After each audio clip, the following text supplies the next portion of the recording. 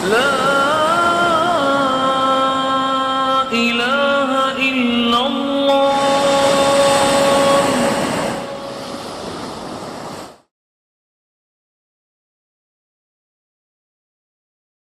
بسم الله والصلاة والسلام على رسول الله وعلى آله No matter how وصحبه deprived ومن you والاه. are, اللهم علمنا ما ينفعنا وانفعنا بما علمتنا وزدنا علما نافعا يا أرحم الراحمين.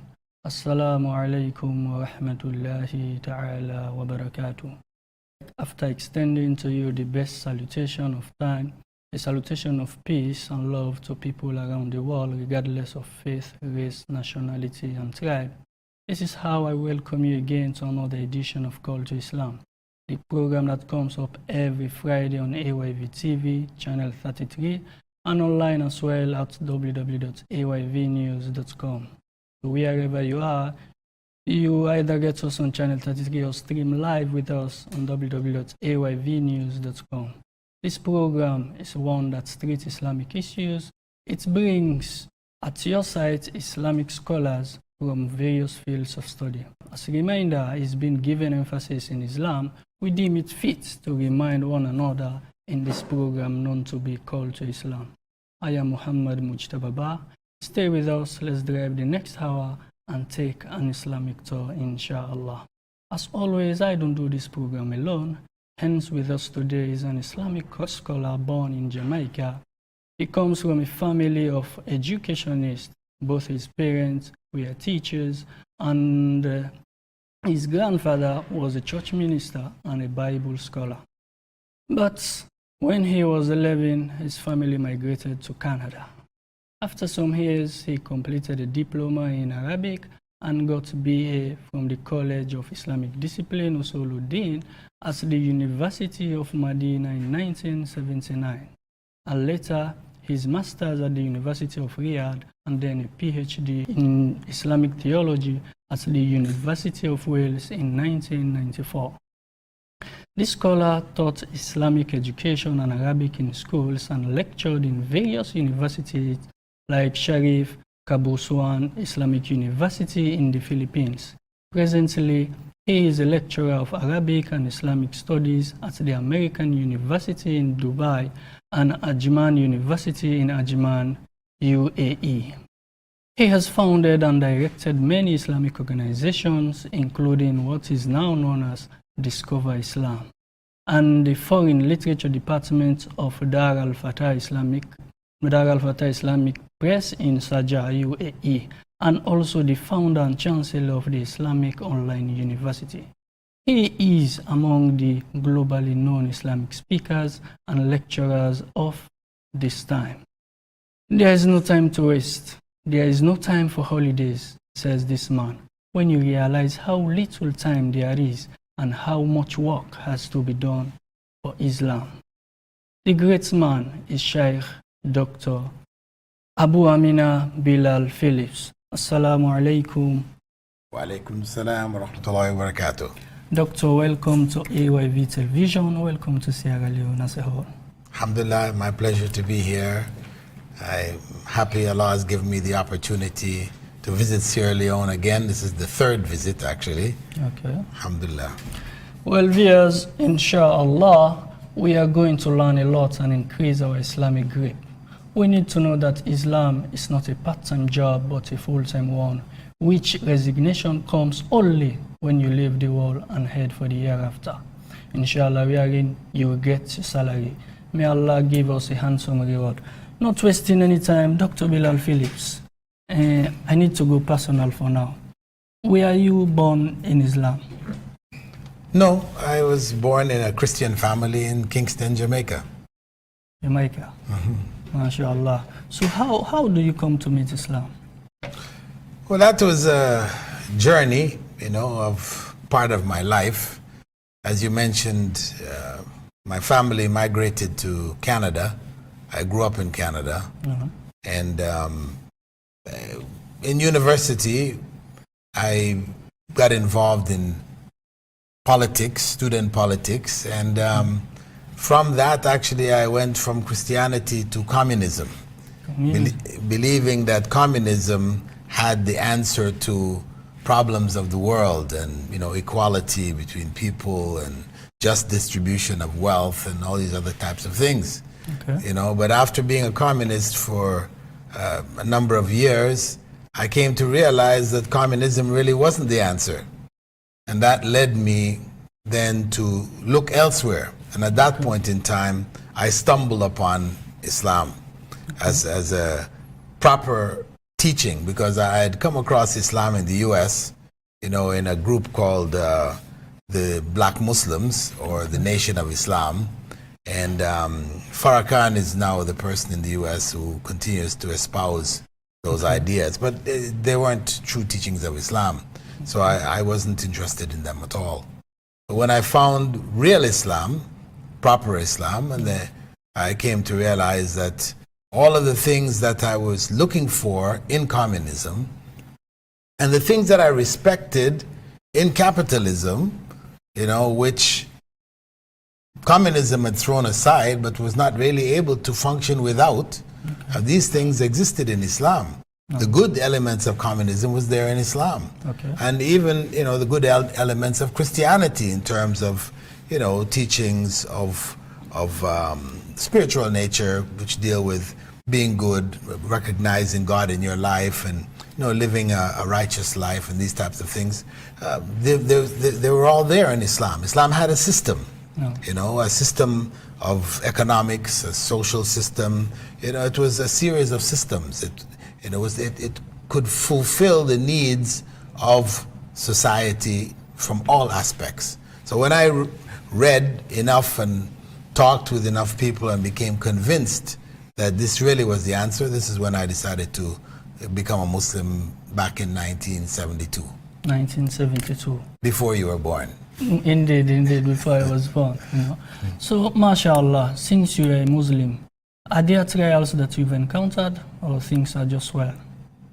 Well, of course, as a Muslim, you're going to encounter difficulties. Myself, coming from a non-Muslim background, adjusting to Muslim practices and, learning them.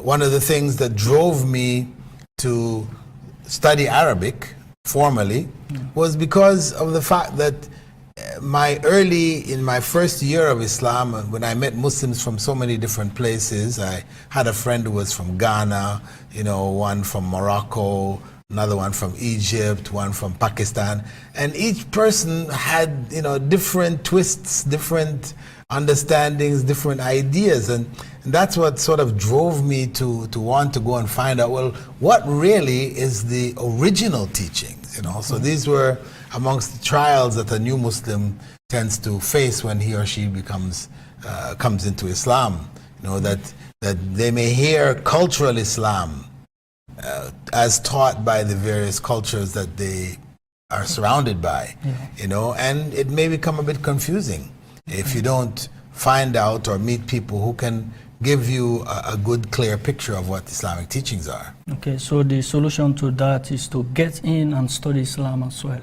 Yeah, and to try to get it from the source. Okay. Because of course you can pick up books. Maybe these books are also written by cultural, individuals writing it from their culture or their school of thought or whatever. You need to get in. If a person really wants to know, what the teachings of Islam are, they need to get to the original sources and read and study and get a correct idea of what the teachings are. Okay, so how can one get to know these original sources? Well, now, it's available in English. I mean, of course, the Quran, as you have here, this is an English Arabic version of the Quran. The Quran represents the book of Revelation, which came to Prophet Muhammad. May God's peace and blessing be upon him. And it's still here. You can now read it and see what was that revelation. Now, if I were to ask you, for example, as a Christian, can I see the gospel of Jesus? Not the gospel of Matthew, Mark, Luke, and John. I want to see the gospel of Jesus. What was revealed to Jesus? Nobody can provide you with a book to get you, to know the sources. Where did it all come from? It's not available. It's lost. So, alhamdulillah, in Islam, it's available. If you want to know, what did the Prophet himself, may God's peace and blessing be upon him, say? What did he teach? How did he live his life? And how did he guide us to live our lives? And you have books of hadith, which compiled the various teachings that he gave, accurately compiled. So you have access to where the religion and all the practices originally came from. So you can now compare between what people are doing today and what was taught then, Alhamdulillah, for the most part, I would say that the fundamental teachings, the 5 pillars of Islam, praying 5 times a day, fasting in Ramadan, Hajj, giving zakah, which is the compulsory charity, that hasn't changed. That's exactly the same as it was, virtually. It's no change. But in terms of people's day-to-day social practices, there have been changes. As Islam spread to different parts of the world, people came into Islam and brought in with them some of their own cultures. Okay. And then in time, people were not able to distinguish between what was their original culture and what really was Islamic teachings. So this is some of the difficulty that a person who newly comes into Islam may face. Okay, I think the solution here is only for one to really get into the field of knowledge and learn Islam. Alhamdulillah, the great man with us today is Dr. Bilal Phillips. He is a globally known scholar, of course. He is not a stranger to anyone in the world because we are familiar with his face, his posts, his lectures, and most of what he does. Alhamdulillah, we are having him today right in our studios at AYV Wesley Street. Doctor, there is this thing, so many reverts, people who come to Islam, they tend to achieve much more than those they meet in Islam. We don't know the reason why. Well, that may be exaggerated, because perhaps, those who come into Islam and who have made contributions, they're highlighted. Okay. So a lot of focus is put on them, so you hear about them, they're here, they're there, etc. People like Dr. Zakir Naik, although he's not a convert to Islam, but he's a person who awoke to Islam in his own area, and other people like Yusuf Estes and Abdurrahim Green and Yusuf Islam and others, there tends to be focus on them. But among people who are born in Islam, there are many, many more who have made huge contributions also. Okay. But so I wouldn't want to say that it's all coming from the new Muslims, the new converts to Islam.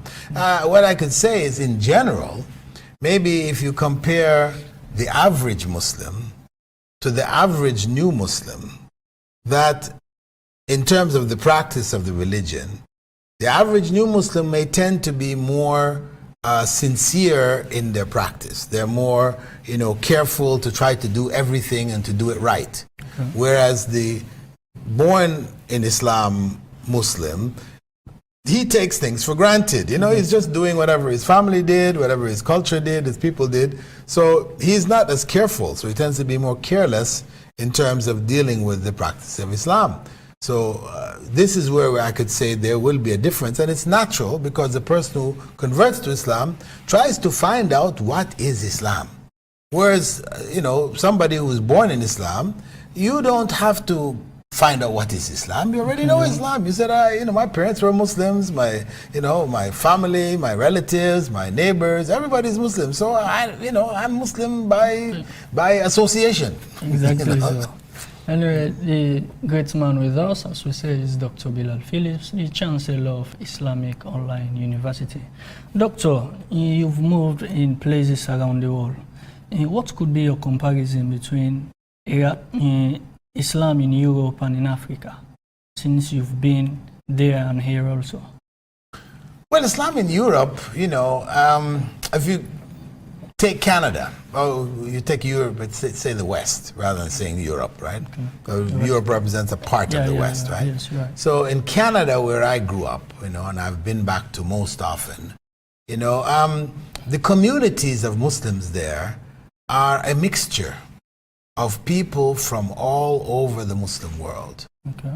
So you find more, you could say, acceptance of different and cultural practices, etc., people are more able to work with each other than on the ground, where you might find, countries fighting each other, in differences between Iraq, for example, and Syria, or Jordan and Kuwait, or people who may be involved in military struggles at different points.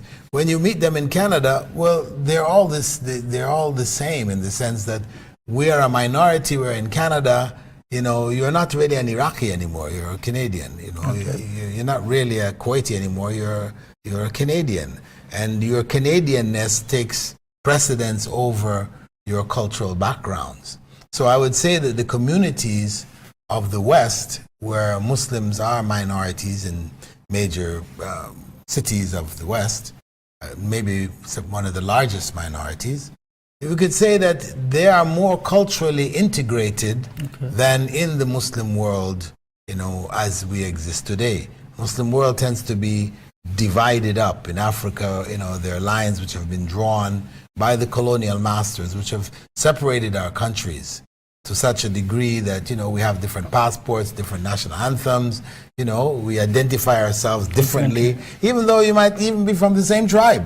Maybe half your tribe is on one border and side of the border, and the other half is on the other, but you're looking at each other in different ways, So I think that the tribalism, the nationalism that may be found in the African countries today, which keep people apart, is less present there in the Western minority Muslim communities. Okay, so what would you advise Africans to do in that light? Well, I think the efforts to try to develop, an African Union, where, you have one passport, you are able to travel freely between countries, infrastructure, roads and railway, which allows people to move about the continent more freely. I think this would go a long way, and this is really what Africa needs, because the way things are now, we're suffering because of the divisions that exist. It's a product of divide and conquer.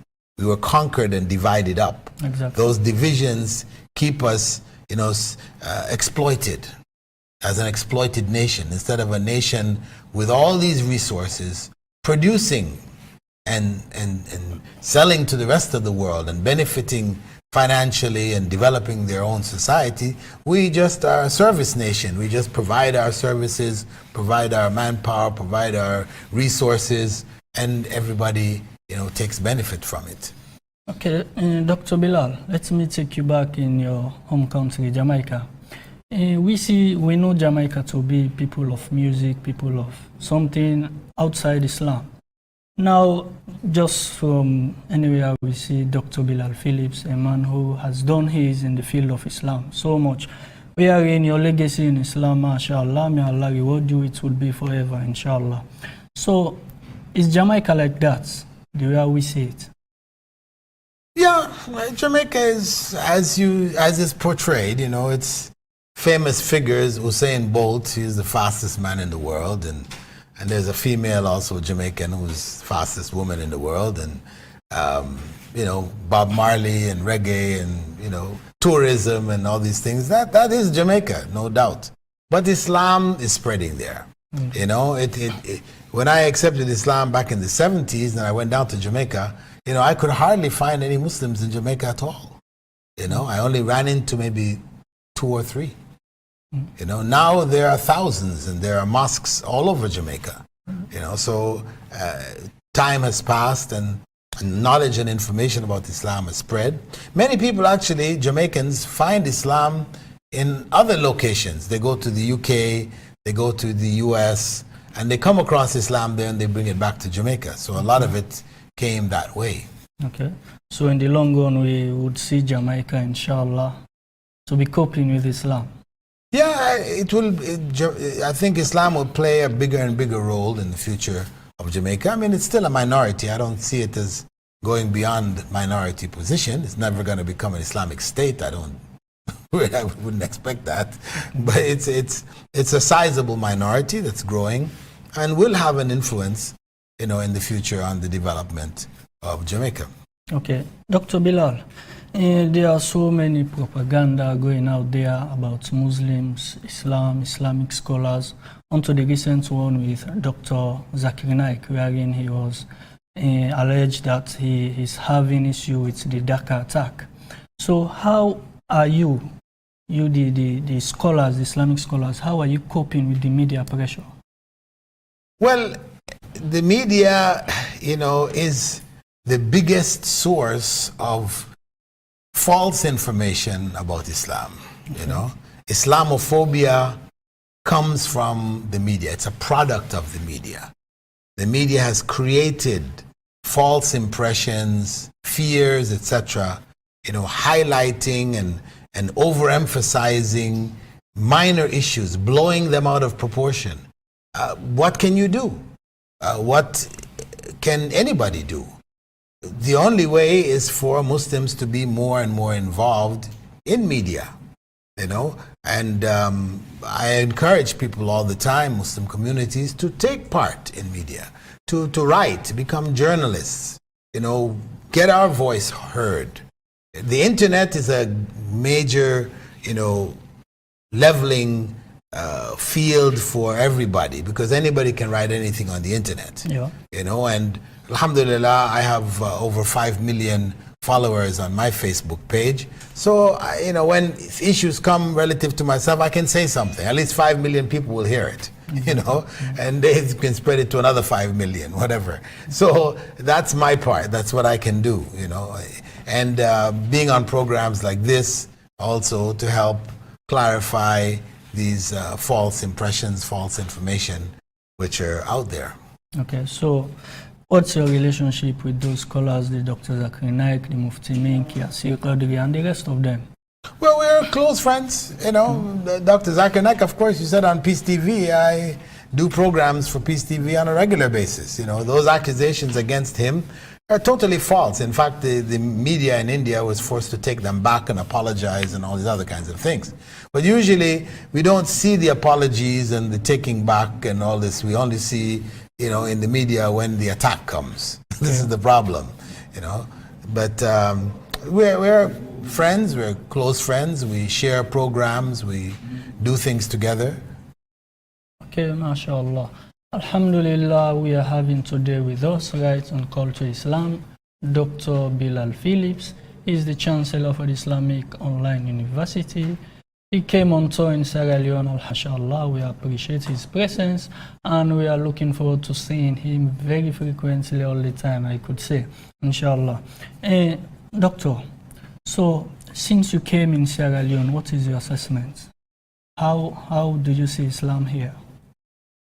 Well, there's a huge potential. I mean, Muslims are the majority, though they don't have really a presence, in the political, economic, social atmosphere of the country. They're very much in the background, and they do need to play a bigger role. We have issues here, especially in the areas of education. This is why I came to Sierra Leone in the first place, was to promote my university's options for the disenfranchised youths of the country, whether Muslim or non-Muslim, but to provide for them the opportunity to get access to higher education, which they normally wouldn't have. So there is a huge need in the country as a result of what happened in the war, civil war of the past, as well as the Ebola and the effects of Ebola and wiping out families, so many orphans which produced, having no means to fend for themselves. So there's a huge need in the country. And I felt that, my university has so much to offer to the country that, it was obligatory on me to try to do something here. Some of my classmates, when I studied in Medina University and in Riyadh, were from Sierra Leone. So, you know, I made contact with them since I've been back, and alhamdulillah, you know, there's a lot that I hope to accomplish here for the betterment of the society as a whole, and particularly for the Muslim community, and in the area of education, in uplifting the overall consciousness of the Muslim Ummah here, you know, to prevent the possibility of groups like Boko Haram or Shabab or any of these other types of groups from arising here, who arise where there is a vacuum, where there is ignorance. They play on people's emotions and draw them into acts which are, you know, against society, acts of terrorism, etc. All of it in the name of Islam. But they can only succeed where people are ignorant. Where people have a knowledge of Islam, they have a background, then they are not able to promote their ideas. So, alhamdulillah, we've heard that. Let's say Islam and politics. Now, for instance, in Sierra Leone, most of our Islamic scholars tend to shift far away from politics, thinking it is evil, it is something that will take them off Islam. What would be your advice in that field? My advice would be that, you know, a righteous Islamic politician, you know, is needed. Okay. That people can see that one can be a politician and be an honest politician, you know, looking after the needs and the rights of people, you know, and be known, you know, as the incorruptible, the uncorruptible politician. You know, that's what we need. We don't need Muslims who will come into politics and be corrupted by politics, because then you're just like everybody else, you know. So we need, because that is the example that the Prophet, may God's peace and blessing be upon him, left. He left for us the example of honesty and trustworthiness. He was known as Al-Amin, the trustworthy, the honest. So we need to bring that aspect of Islam, this aspect of character, back into the forefront so people can respect Muslims again. Okay. So we don't need to stay back, live in politics with the non-Muslims? No, that is foolish. Okay. That is foolish, because, you know, politics is the running of the country. And Muslims, being a majority, should play an active part, should be, you know, represented in the government, you know, by their numbers, or representative numbers should be there to be able to express their points of view. But we do need to have, you know, honest and reliable politicians. Okay, we do need to have honest and reliable politicians, says Dr. Bilal Phillips. MashaAllah, we are having him live at the AYV Studios, Wesley Street. Inshallah, we are going out for a break. Let's take a look at this video, a very interesting one that would send a message to you that we would discuss later on, inshallah. Stay with us. We are here, Call to Islam. Stay with us. Let's go out for a break. We'll be back, inshallah. Islamic Online University. Changing the nation through education. Register now and get started. Visit www.iou.edu.gm for more details. Assalamu alaikum wa rahmatullahi wa barakatuh. Welcome again. The program is Called to Islam. And today with us is the man himself, Dr. Bilal Phillips, a globally known Islamic scholar and the Chancellor of Islamic University. Doctor, without wasting any time, you are the Chancellor of Islamic University. How does this come about? Well, Islamic Online University is a product of some years of my own development as a university professor, founder of Islamic Studies departments in the UAE, setting up my own university also in Chennai, India, and working with universities in the Sudan. That culminated in the online presence of university level education, which was missing. There was a vacuum. There are a few universities available, but not accessible to the masses of the people. So when I realized that the need was a global need. I had been working locally. I had worked in the UAE for years. I was in Qatar working there also on a university level, running university programs. I worked setting up the university in Chennai in India. You know, these were all localized. So, or you could, in India it was sort of national, but I wanted to go international. I wanted to be able to reach a much wider audience. So the online route is the only route. It was clear ahead of me that I needed to take that route. Okay, so what's the current capacity of IOU? Well, right now we have 260 plus thousand students, 260,000 students. Oh, sure. You know, we have average about 100 new students signing up with us every day. Every day, 100 students? Yes. MashaAllah. So throughout the year, people sign up? Yes, it's throughout the year. As I said, every day, 365 days a year, we have an average of 100 students joining. So we have approximately 36,000 new students who register every year. MashaAllah. So what courses do you offer?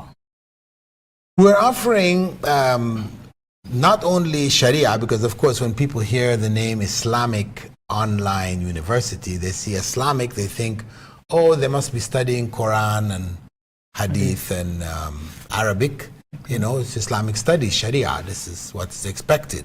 Well, it is true, we did begin with Islamic studies. In fact, when we started the university in 2007, we started it as a free diploma. You know, we offered a free diploma in Islamic studies just to spread general knowledge around the world. And we've kept that free diploma program going because until now, I mentioned we have about 260,000 students, but really 254,000 of them are in the free diploma. Okay. There's only 6,000 students who are actually paying fees for undergraduate programs. Okay. So what you asked me about was the different programs we're offering. So we offer Sharia and we offer it in English medium. So this is what's unique because you can find other Sharia programs available in Arabic online also. But we're teaching in English medium, being the global language. And added to that, we teach Arabic. Students have to learn Arabic also. But it's basically English medium. And we started off, as I said, with the program for Sharia or Islamic studies. However, in 2014, when our first batch of students graduated, and we had, for the first time in history, a university graduation online, MashaAllah. where students received their certificates, you know, valedictorian addresses were given, guest speakers were there, thousands watched as students graduated online. So we made history on that date in 2014.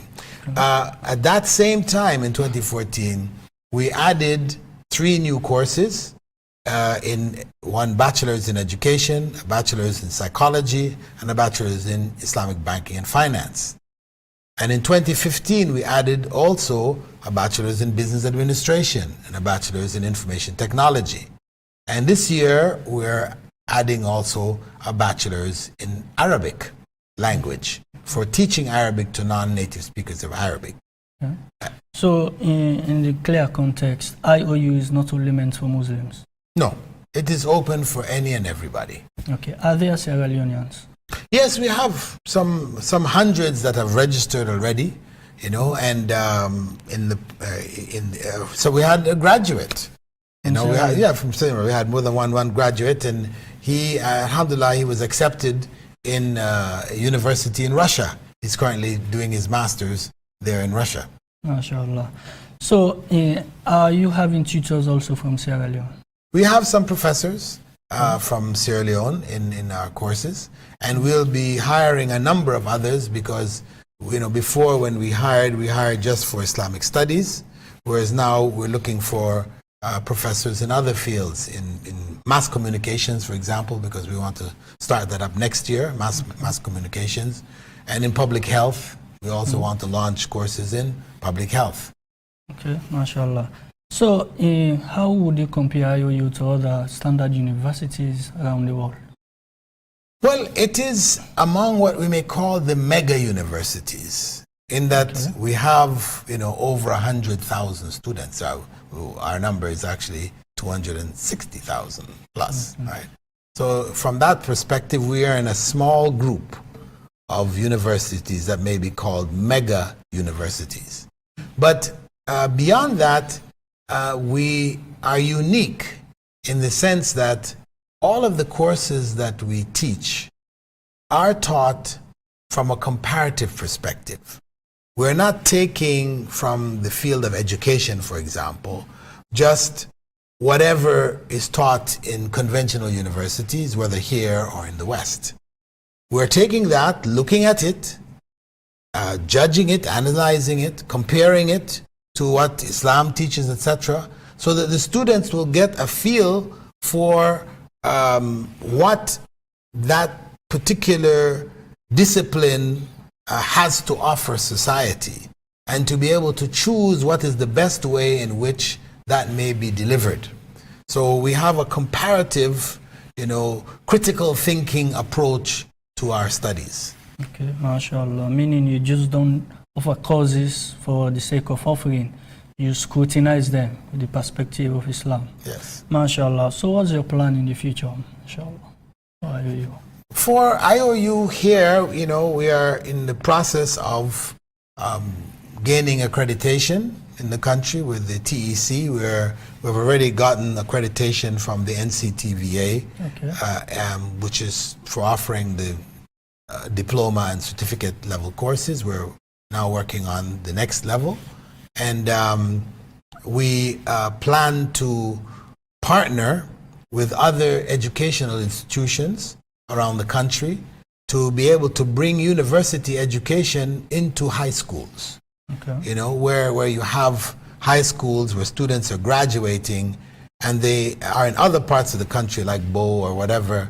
If they don't have a means to come here to Freetown, or they can't afford it, then we want to try to develop learning centers in such institutes where the students can just continue their education into university level education using online study.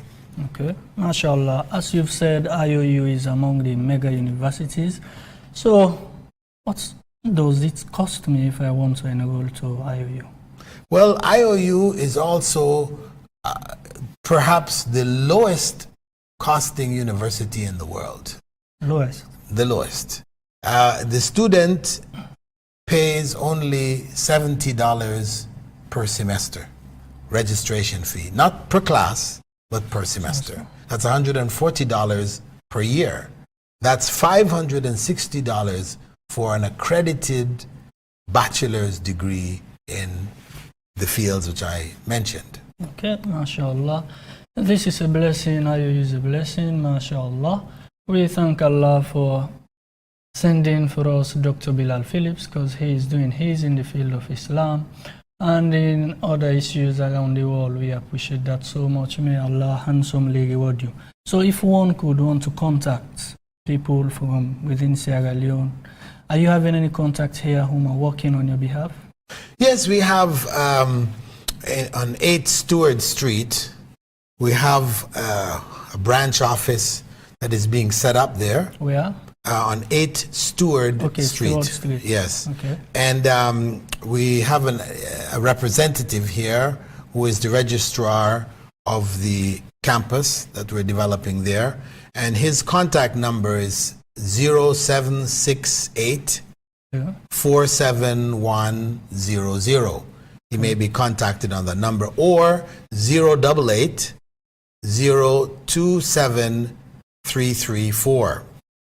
So we can get further information through those numbers. We're setting up a full operation there on Stewart Street. Over the next couple of weeks, the place should be in full operation, and we welcome people to contact us. Or, as you saw in the ad that came previously about the Islamic Online University, you just have to go to the online site and register. Okay. Because we are accredited in Somalia. We are officially accredited by the Ministry of Higher Education in Somalia. You know, our name is within the list of UNESCO recognized universities, accredited universities Okay. in Africa. MashaAllah. So, Dr. Bilal Phillips, time is against us now. What would be your final say?